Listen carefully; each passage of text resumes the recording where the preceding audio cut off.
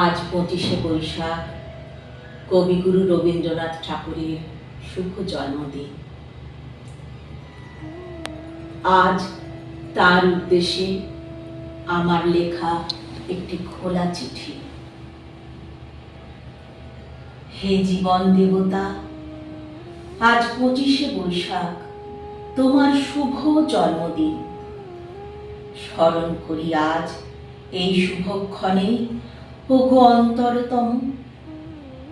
জানো, কাল রাত্রে স্বপ্ন দেখি ভাগীরথীতে সাজানো সোনার তরী, তুমি বসে উদাসীন, হারানো মন, নানা দুঃখে চিত্তের বিক্ষেপে কি নিরুদ্দেশ যাত্রা। সোজাসুজি প্রশ্ন করতে গেলাম তোমায়। বাঁশওয়ালার বাঁশির সুরে হঠাৎই ঘুমটা গেল ভেঙে।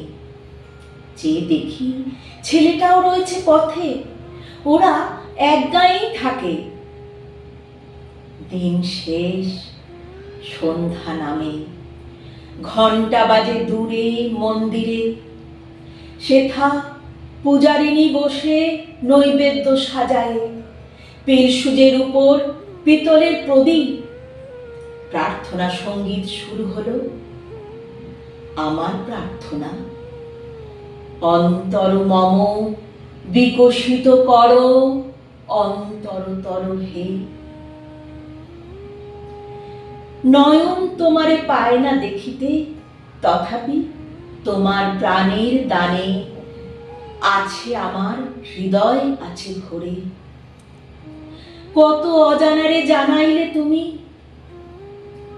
ভালো তুমি বেসেছিলে এই শ্যাম ধরা।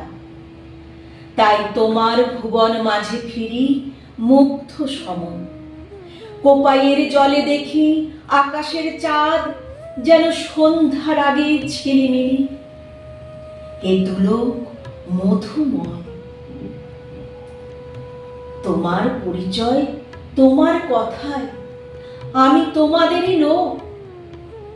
তাই আঘাত সংঘাত মাঝে তোমারই খুঁজি, জীবন পবিত্র জানি।